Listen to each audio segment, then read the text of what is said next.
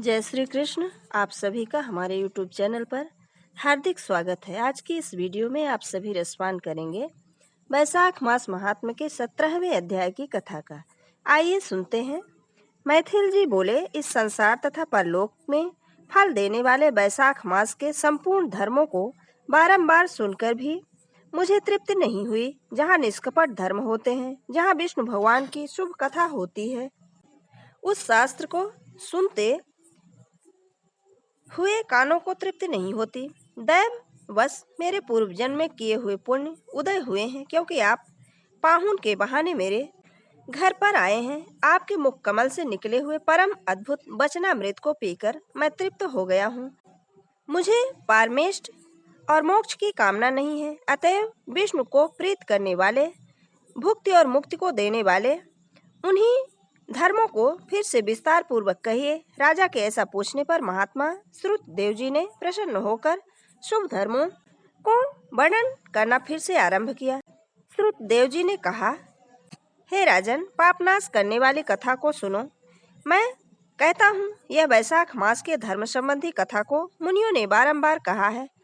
पंपा के तीर पर शंख नाम का एक यशस्वी ब्राह्मण बृहस्पति नक्षत्र के सिंह राज में जाने पर शुभ गोदावरी नदी पर गए और पुण्य भीमरथी को पार कर घाम से व्याकुल वैशाख महीने में घोर निर्जल कांटों से भरी पहाड़ी पर पहुंचे।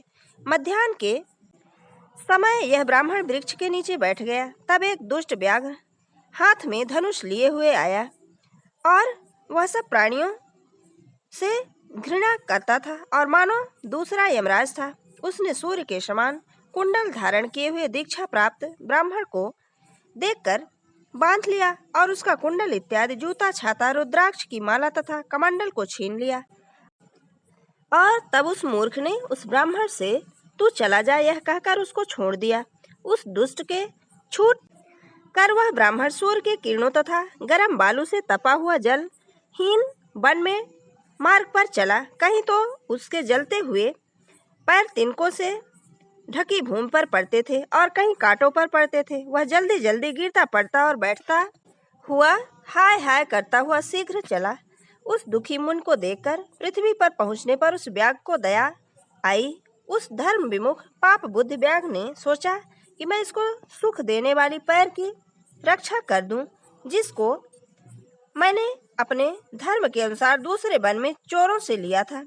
व्याघ्रों का धर्म निर्णय यही सब कुछ है, इसलिए इसके दुखों को हटाने के लिए मैं इसको जूता दूंगा। ऐसा करने से मुझ पापी का कल्याण होगा।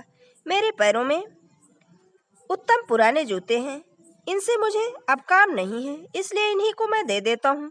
ऐसा मन में निश्चय करके शीघ्र ही जाकर बालू और घाम से तपे हुए पैरों के श्रेष्ठ ब्राह्मण को जूता दे दिया।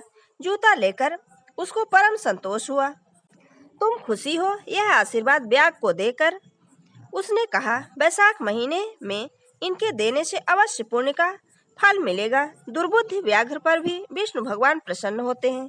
जो सुख सब पदार्थों के प्राप्त करने से होता है, वही सुख तुमको अभी हुआ। इस बात को सुनकर आश्चर्ययुक्त होकर यह क्या है, ऐसा ब्रह्मिष्ठ ब्रह्मवादी ब्राह्मण से फिर कहा, तुम्हारी ही वस्तु तुमको देकर मुझे पुण्य कैसे होगा? तुम वैशाख मास की प्रशंसा करते हो और कहते हो कि हरि संतुष्ट होंगे। हे ब्राह्मण, मुझे बताओ कि वैशाख कौन है और हरि कौन है? हे दयानिधि, मुझको सुनने की अभिलाषा है कि धर्म क्या है और उसका फल क्या है। व्याघ्र के इस वचन को सुनकर संत बड़े प्रसन्न हुए। उन्होंने फिर से विस्मित होकर और वैशाख की प्रशंसा करते हुए कहा, इस समय लालची दुष्ट ने मुझे जूता दिया है। मुझको बड़ा आश्चर्य है कि इस दुर्बुद्धि का मन अभी विपरीत क्यों हुआ।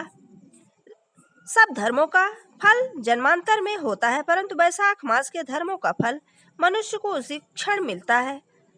पापी दुरात्मा दुर्बुद्ध व्याघ्र की दैव योग से जूता दान करने से सत्व शुद्ध हो गई। यह बड़ा आश्चर्य है। जो कार्य विष्णु भगवान को प्रिय होता है और जो उनके संतोष का कारण होता है, उसी को मन इत्यादि धर्मवेत्ताओं ने धर्म कहा है। वैशाख महीने के धर्म विष्णु भगवान को बड़े प्रिय हैं। वैशाख मास के धर्मों से केशव भगवान जैसे संतुष्ट होते हैं, वैसे सब दानों से, तपों से और बड़े यज्ञों से नहीं होते। सब धर्मों में वैशाख मास के समान दूसरा कोई धर्म नहीं है। गया में मत जाओ, गंगा में मत जाओ, प्रयाग तथा पुष्कर में मत जाओ, केदारनाथ में, कुरुक्षेत्र में, प्रभास में, अस्मंतक में, गोदावरी में, कृष्णा में, सेतुबंध रामेश्वर में, मरुवृद्ध में मत जाओ। वैशाख के धर्म महात्म की प्रशंसा करने वाली कथा रूपी नदी में स्नान करने से विष्णु भगवान तुरंत ही हृदय में सबको आते हैं। इस माधव नाम के मास में जो थोड़े में ही साधन होता है, वह बहुत धन का व्यय करने में धर्मों से तथा यज्ञों से साधन नहीं हो सकता। हे व्याघ्र, वह माधव नाम का पुण्य बढ़ाने वाला महीना है। इसी से तुमने ताप नाश करने वाले जूते दिए, इसी से तुम्हारे पूर्व काल में किए हुए पुण्य का उदय हुआ। भगवान प्रसन्न होंगे और प्रायः तेरा कल्याण होगा। नहीं तो तुम्हारी ऐसी शुभ बुद्धि कैसे हुई। जब दोनों मुनि इस प्रकार से कह रहे थे, मृत्यु से प्रेरित होकर बलवान सिंह व्याघ्र का वध करने के लिए क्रोध से बेहवल होकर दौड़ा। बीच में दैव का बनाया हुआ हाथी देखकर वह बड़े वेग से दौड़कर उसको मारने में उद्यत हुआ। उस जंगल में सिंह और हाथी का घोर युद्ध हुआ। युद्ध से थककर ये दोनों एक दूसरे को देखते हुए चुपचाप बैठ गए। महात्मा मुनि ने धर्म में लालसा रखने वाले पिता ने क्रुद्ध होकर तुरंत उस दोनों को श्राप दिया। धर्म विमुख पुत्र को, अप्रिय बोलने वाले भार्या को, ब्रह्मद्रोही राजा को तुरंत त्याग देना चाहिए, नहीं तो विपरीत फल होता है। जो धन के लोभ से अथवा दाक्षिण्य से जो इनका संसर्ग करते हैं, वे सब 14 मनवंतर तक नरक में जाते हैं। यह समझकर मद और क्रोध से भरे हुए हम लोगों को शाप दिया। तू क्रोधी दंतिक क्रोध से भरे सिंह हो, जो उत्तम कोहल मस्त हाथियों का राजा हो, जो बाद में पश्चाताप करके उसमें मुक्त होने के लिए हम दोनों के प्रार्थना करने पर पिताजी ने शाप से मुक्त होने के विषय में कहा। तुम दोनों दुर्योधन प्राप्त करके कुछ समय के बाद आपस में एक दूसरे की जान मारने के लिए एकत्र हो जाओगे। उसी समय दैव योग से शंख और व्याघ्र की वैशाख मास के धर्म विषय की वार्ता तुम लोग सुनोगे। उसी क्षण तुमसे तुम दोनों की मुक्ति मार्ग में चले जाओगे। तुम दोनों पुत्र शाप से मुक्त होकर पहले का रूप पाओगे, मुझको प्राप्त करके रहोगे, मेरी वाणी वृथा न होगी। इस प्रकार गुरु से श्राप पाकर हम दोनों दुर्बुद्धियों ने बुरी योनि पाकर दैववश परस्पर हत्या करने के लिए हम लोग एकत्र हुए और आप दोनों का दिव्य शुभ संवाद हमने सुना।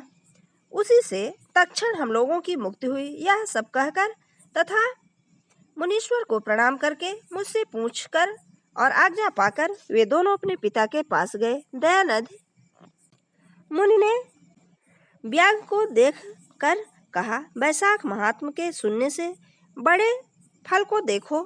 मुहूर्त भर सुनने से ही उन दोनों की मुक्ति हो गई। उस श्रेष्ठ मुनि ने ऐसा कहने पर शास्त्रों को फेंक कर व्याघ्र ने उस दयानिधि, निष्प्रिय, तीव्र बुद्धि, विशुद्ध आत्मा, पुण्य के एकमात्र पात्र से कहा। श्री स्कंद पुराण के वैशाख महात्म के नारद और अम्बरीश के संवाद में दंतिल और कोहल की मुक्ति प्राप्ति नाम का 17वां अध्याय समाप्त हुआ। अगर हमारा ये वीडियो आपको अच्छा लगे तो लाइक जरूर करें और मित्रों के बीच में शेयर करना बिल्कुल ना भूलें। जय श्री कृष्ण। धन्यवाद।